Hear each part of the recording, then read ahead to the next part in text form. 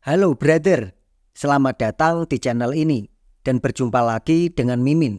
Bagi kalian yang baru bergabung, jangan lupa subscribe dan pencet tombol like-nya supaya Mimin lebih giat lagi dalam mengupload video di channel ini. Oke, langsung saja kita lanjutkan cerita yang kemarin. Langsung masuk ke ceritanya. Setelah berhasil menggunakan skillnya, Sang Woo cukup terkejut. Ya, dia merasa melihat dirinya sendiri dan ini seolah-olah hanya sebuah mimpi.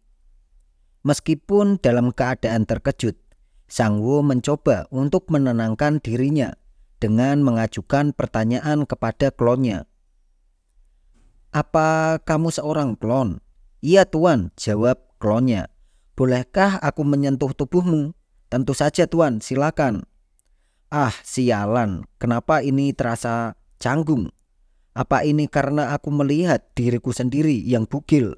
"Ah, tidak. Yang pasti dia adalah klonku," ujarnya sangat risih melihat klonnya. Lalu Sang Woo mulai mengecek tubuh klonnya. Yang ternyata itu bukanlah ilusi. Bahkan ini seperti menyentuh manusia beneran. Melihat penampilan klonnya yang tanpa penutup sehelai pun di tubuhnya, Sang Woo merasa sangat risih. Setidaknya dia harus memberikan pakaian supaya lebih enak untuk melanjutkan pengecekan ini. "Nah, begini kan lebih enak dipandang daripada sebelumnya," ujar Sang Woo setelah melihat klonnya memakai pakaian.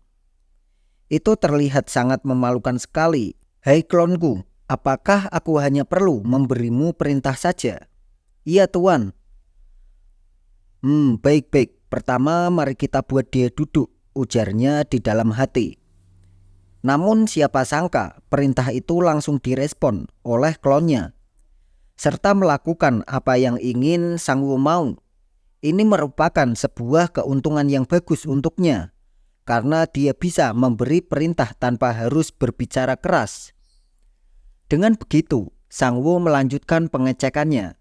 Dia hanya memberi perintah kepada klonnya melalui pikirannya. Bisa dibilang kayak melakukan telepati gitu.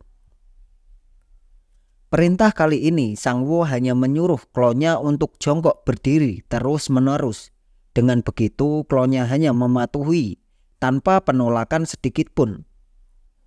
Tapi hanya beberapa kali doang klon itu jongkok berdiri dan dia sudah sangat merasa kelelahan.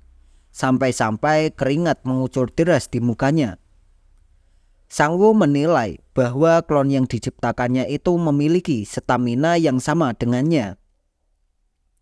Dia juga mengerti bagaimana sulitnya bergerak bebas dengan badan sebesar ini. Masih asik dengan lamunannya, Sang Woo disadarkan dengan HP-nya yang bergetar terus karena dia dispam oleh temannya. Setelah mengecek, ternyata itu dari Gyeongdu yang merupakan CS-nya di kampus. Dia hanya sekedar kepo dengan hasil dari program Awakening hari ini. Sebenarnya skill macam apa yang didapat Sang Woo itu? Dengan pertanyaan itu, Sang Woo agak malas untuk memberitahunya. Tapi hal itu malah menjadikan CS-nya membuli. Apakah skill sampah yang didapat Sang Woo ini seperti skill rebahan tanpa bergerak atau semacamnya? Ujar Gyeongdu di dalam chat itu. Gyeongdu juga tidak lupa memberitahu bahwa dirinya mendapat 2 skill hunter saat program Awakening itu. Membaca chat dari CS-nya ini, Sang Woo merasa sangat kesal sekali. "Ah, cacingan ini kenapa banyak bicara? Awas saja, kau akan kugeprek pas ketemu nanti," ujarnya membalas pesan itu. Di saat masih asik dengan HP-nya, tiba-tiba saja muncul notif kenaikan stamina dari layar sistem. Hal ini bisa terjadi karena klonnya terus melakukan gerakan yang disuruh Sang Woo meskipun dia sangat kelelahan. Pokoknya nggak berhenti sebelum ada perintah. Lalu scene berpindah ke salah satu hunter tingkat atas yang bernama George Lucas. Kedepannya akan kita panggil Lucas saja. Dia merupakan hunter kelas S dari Amerika dengan skill yang dimiliki yaitu blink. Dia juga menjadi pemimpin guild Enlightenment. Salah satu pencapaian terbesarnya yaitu menyelesaikan dungeon Menara Odin, yang mana tak ada seorang pun yang berhasil menaklukkannya. Lalu diperlihatkan bangunan utama grup Enlightenment. Di salah satu ruangan terdapat 2 orang yang sedang berbincang-bincang, di mana seorang sekretaris melaporkan tugasnya bahwa saat ini analisis yang diperoleh dari antara seluruh populasi 300 jiwa orang dan 80% warga sudah menjadi awakening. Dan pemimpinnya membalas, "Apa begitu? Lalu berapa lama waktu yang dibutuhkan untuk mencapai 100%?" Asistennya menjawab, "Jika melihat data tentang jumlah orang yang berpartisipasi dalam program Awakening setiap tahunnya, kita dapat berharap akan selesai dalam kurun waktu 5 tahun. Dan bos itu sendiri adalah Lucas. Dia menimpali, 5 tahun ya? Baiklah, itu tak akan lama. Aku akan menantikan momen itu dan menunggu sampai waktunya tiba." Lalu scene pun berganti lagi yang memperlihatkan seorang pemuda yang tengah berolahraga lari. Meskipun keringat mengucur banyak di mukanya, tapi dia enggan untuk berhenti. Berlari adalah prioritas utamanya hari ini. Dengan begitu, aktivitasnya menjadikan bahan obrolan bagi orang-orang yang sedang beristirahat di pinggiran taman kota. Orang yang memakai baju abu-abu mengatakan, "Apa pria itu berlari lagi hari ini?" Si botak pun menjawab, "Iya, aku perhatikan dia ada di sini setiap hari. Bagaimana jika dia pingsan karena berlari seperti itu dengan pakaian yang sangat pengap?" "Ya, aku akui semangatnya dalam berolahraga sangatlah tinggi."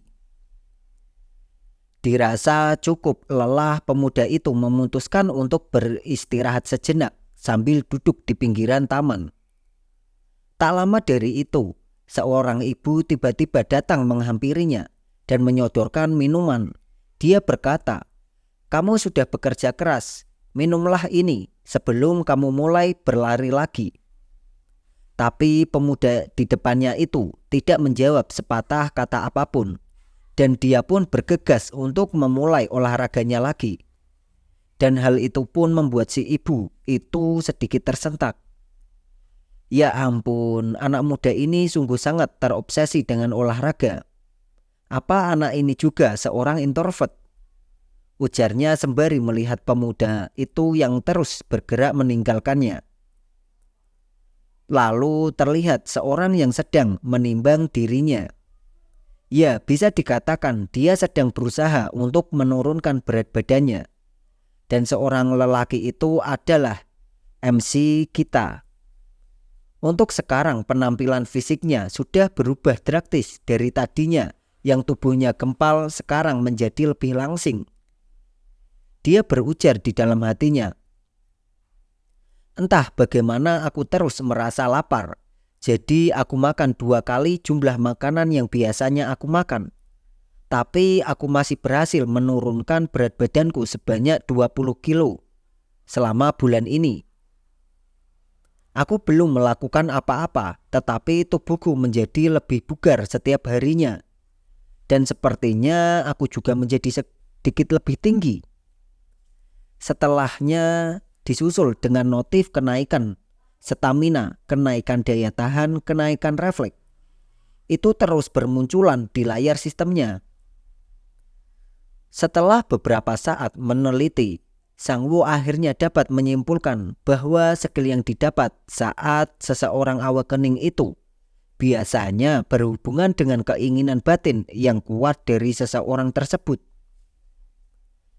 Memang dia mengakui bahwa sebelum memasuki portal, yang sangat diinginkannya bisa mendapat 2 tubuh supaya dapat melakukan berbagai aktivitas di dalam waktu yang bersamaan. Dan akhirnya skill yang didapat adalah klon. Dalam kurun waktu sebulan ini, dia benar-benar memanfaatkan skillnya dengan sebaik mungkin untuk merubah tampilan tubuhnya. Bisa dibilang dia glow up. Saat ini juga Sang Woo menemukan sesuatu saat menggunakan klon. Yang pertama, jika klon mengalami kelelahan yang dia derita selama melakukan sebuah aktivitas maupun menerima rasa sakit pun tidak akan mempengaruhi tubuh utama Sang Woo. Yang kedua, klonnya akan langsung lenyap begitu saja saat dia mengalami kerusakan yang parah ataupun menggunakan energi yang melebihi batasannya. Dan hanya akan meninggalkan pakaiannya saja di TKP. Ya, dia tahu ini karena pernah berlebihan saat menyuruh klonnya dalam berolahraga.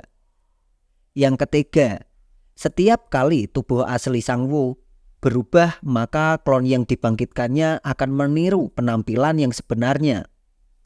Yang keempat, meskipun Sang Woo berada jauh dari klonnya, dia masih bisa untuk memberi perintah hanya dengan memikirkannya di dalam kepala.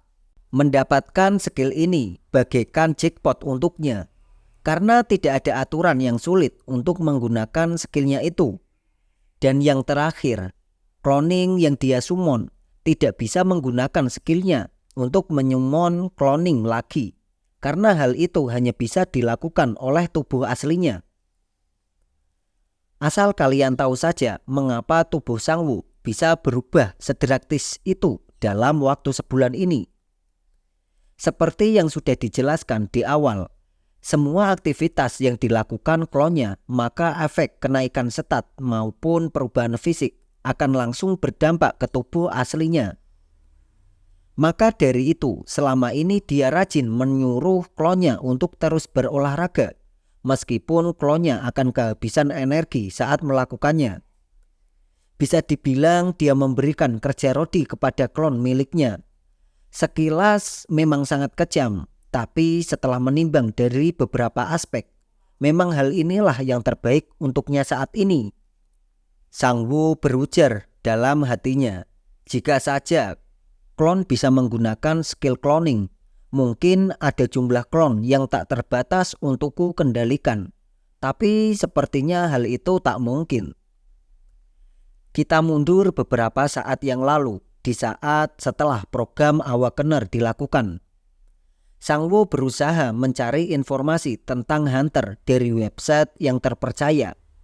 Dia mencoba untuk terus menggali informasi yang dapat dia terapkan kepada dirinya. Meskipun dia tak menyangka bahwa hari seperti ini akan datang kepadanya untuk menelusuri wiki Hunter.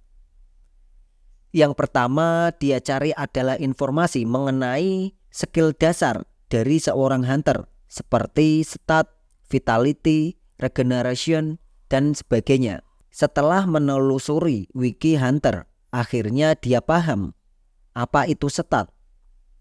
Stat 1 adalah batas untuk pria dewasa yang belum berawakening. Ada statistik normal dan statistik khusus, tetapi sebagian besar orang yang berawakening hanya memiliki dari statistik normal yang dipilih dan dibuka. Selanjutnya, untuk regenerasi, resistensi, vitalitas, mentalitas, dan lain-lain adalah beberapa dari statistik khusus. Dan cara untuk membuka jenis statistik khusus ini tidak diketahui kecuali beberapa pengecualian. Hanya dengan pelatihan dasar, bahkan sulit untuk meningkatkan 0,001 statistik setiap harinya.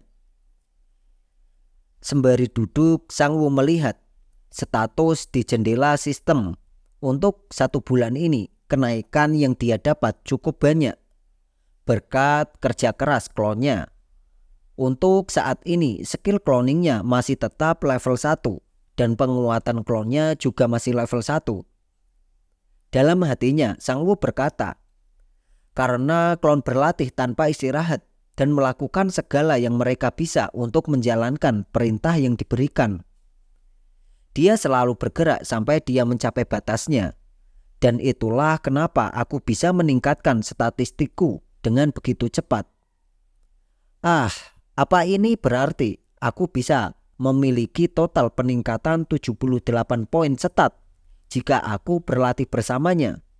Tapi ya, tidak mungkin aku bisa bertahan dalam pelatihan yang begitu sulit. Dengan melihat brosur gym yang didapatkan hari ini, Sang Wo memikirkan sesuatu yang ingin merencanakan sebuah rencana untuk klonnya. Dengan begitu dia berpikir untuk menjadi kepala dari klonnya. Oke brother, mungkin ini penutup di part kali ini. Kita lanjut di video yang akan datang.